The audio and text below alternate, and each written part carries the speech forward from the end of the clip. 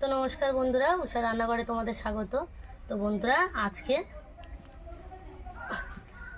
দেখো আজকে তোমার দাদা ভাই বাজারে গিয়ে এই সাইপন মাছটা এনেছে। তো প্রায় 1 কেজিরও বেশি, প্রায় 1.5 কেজি মতো। তো এই মাছটা নিয়ে আমি একেবারে কলতলায় চলে এসেছি, এখানেই কুটে নেব। তো মাছটা কলতলায় এসেছি কেন, তো এই মাছটা ভীষণ নাল, মানে গায়ে ভীষণ নাল। তো আমি ছাই দিয়ে কুটবো মাছটা, তাই পেটে ডিম আছে কি তেল আছে, ছাইগুলো লেগে যাবে বলে তাই কলতলায় এসেছি। তা কুটে নেব, নিয়ে ধোয়ার পরে মানে আঁশটা ছাড়িয়ে পালকগুলো কেটে ধোয়ার পরে কাটবো। আগে পালকগুলোর আঁশগুলো ছাড়িয়ে নিই ছাই মাখিয়ে,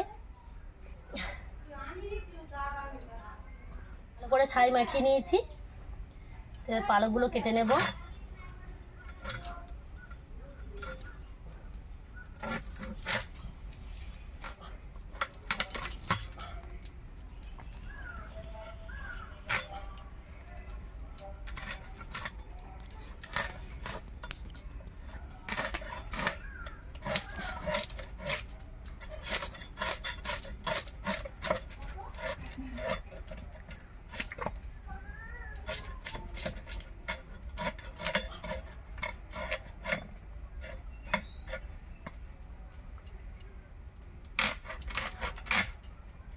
তো বন্ধুরা, পাখনার আঁশগুলো আমার ছাড়ানো হয়ে গেছে। এবারে আমি গোটা মাছটা ধুয়ে নেব, ধুয়ে নিয়ে তারপরে কাটবো। তো বন্ধুরা, মাছটা আমি ধুয়ে নিয়ে চলে এসেছি, এবার কেটে নেব।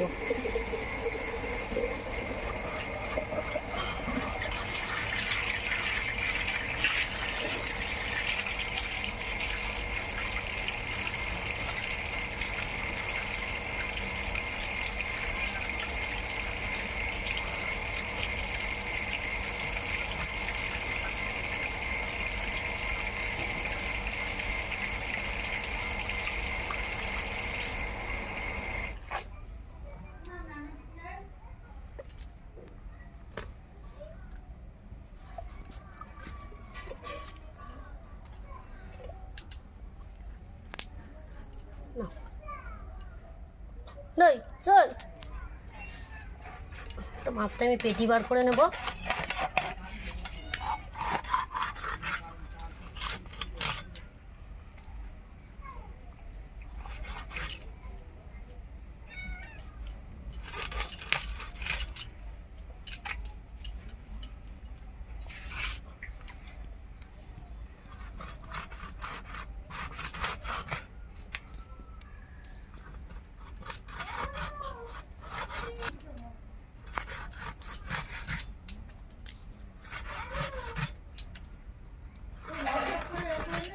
তাই বন্ধুরা দেখো কতটা ডিম হয়েছে, কতটা ডিম।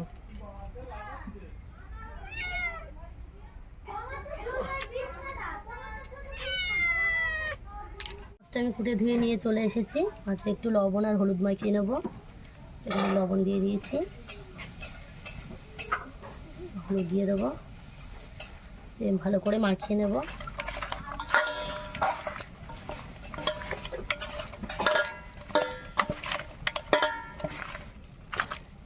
কড়াটা গরম হয়ে গেছে, আমি তেল দিয়ে দেব। তো মাছগুলো ভেজে নেব।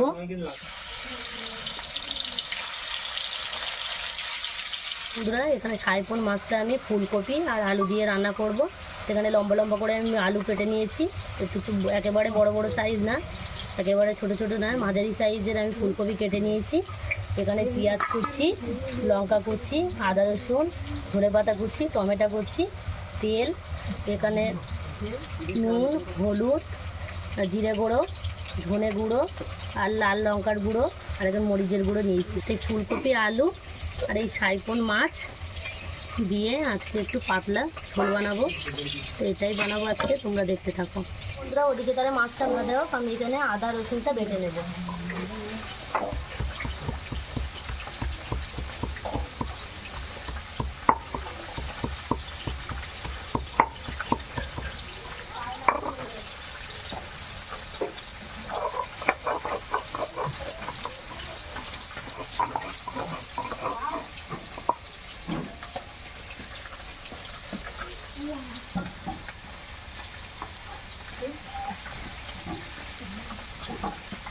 তো আদা রসুনটা বাটা হয়ে গেছে, তুলে নেব।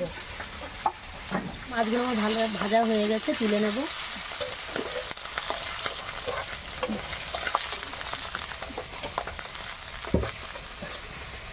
মাছগুলো এরকম আমি লাল লাল করে ভেজে নিয়েছি।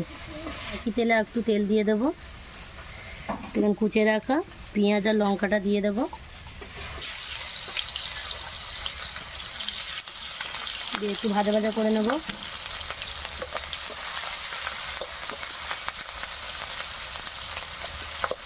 ভাজা ভাজা হয়ে গেছে, এখানে আদা রসুন বাটাটা দিয়ে দেবো।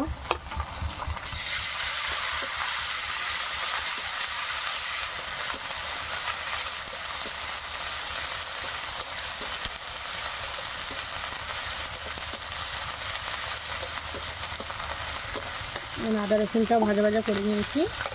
আমি কুটে রাখা ফুলকপি আর আলুটা দিয়ে দেবো, দিয়ে একটু নাড়াচাড়া করে নেব।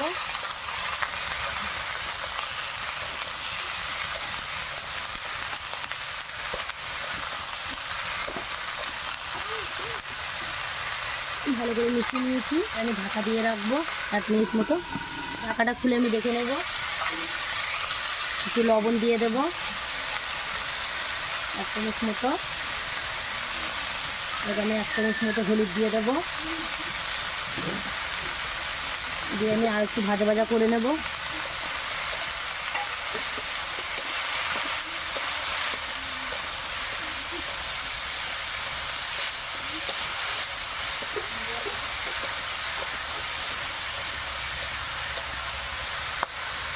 আমি আর 2 মিনিট ঢাকা দিয়ে রাখবো। তো ঢাকাটা খুলে আমি দেখে নেব।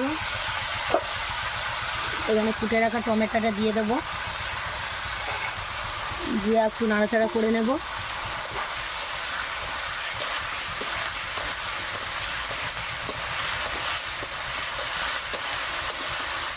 এখানে কিছু গুঁড়ো মশলা দিয়ে দেবো,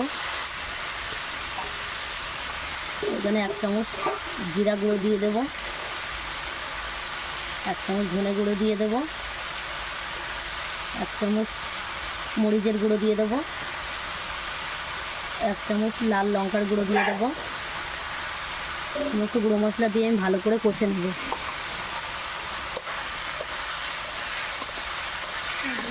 বন্ধুরা, তোমাদের দাদাভাই এই মশলার কৌটোটা আমার কিনে দিয়েছে, মানে মশলাদানি। তো দেখো আমি সব মশলা একে একে ভরে রেখেছি।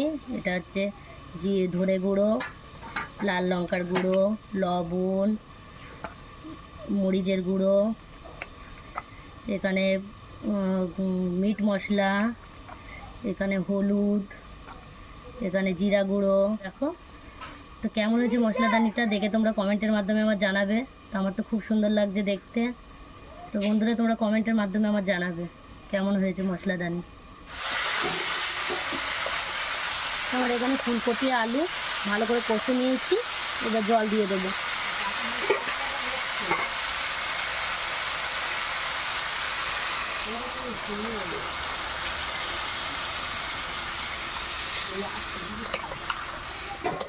সেখানে আমার তরকারিটা ফুটে গেছে, তা ভেজে রাখা মাছগুলো আমি দিয়ে দেবো।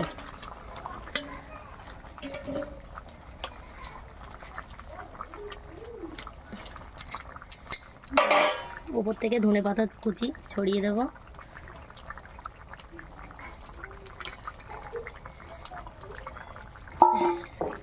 দিয়ে একটু নাড়াচাড়া করে দেবো।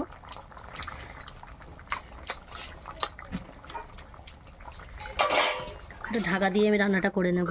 তো ঢাকাটা খুলে আমি দেখে নেব। এখানে রান্নাটা আমার হয়ে গেছে, তা আমি নামিয়ে ফেলবো। তো দেখো বন্ধুরা, ফুলকপি আলু আর সাইপন মাছের তরকারি একটু ঝোল ঝোল করেছি, কেমন লাগছে দেখো, কত সুন্দর লাগছে। চলে এসেছি বন্ধুরা খাওয়া দাওয়ার পর্বে। তো ফুলকপি আলু আর সাইপন মাছের তরকারি রান্না করেছি, তো সেই তরকারিটা দিয়ে ভাত দিয়ে খেয়ে দেখবো কেমন লাগে। খেয়ে নেব।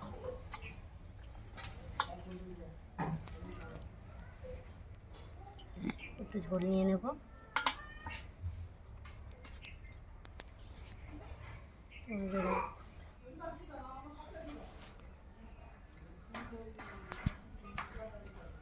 তো বন্ধুরা, খেতে খেতে আমার মেয়ে উঠে গেছিলো, তো তাই মেয়েকে আবার নিয়ে খেতে বসেছি।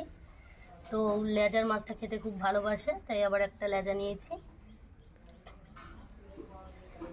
না, তো আমি একটু খেয়ে দেখি কেমন হয়েছে।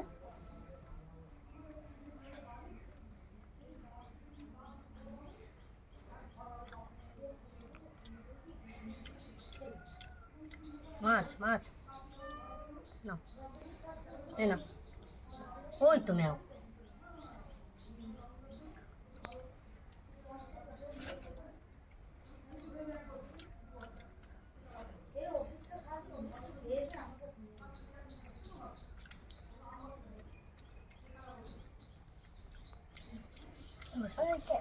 এটা নেবে ফুলকপি, ফুলকপি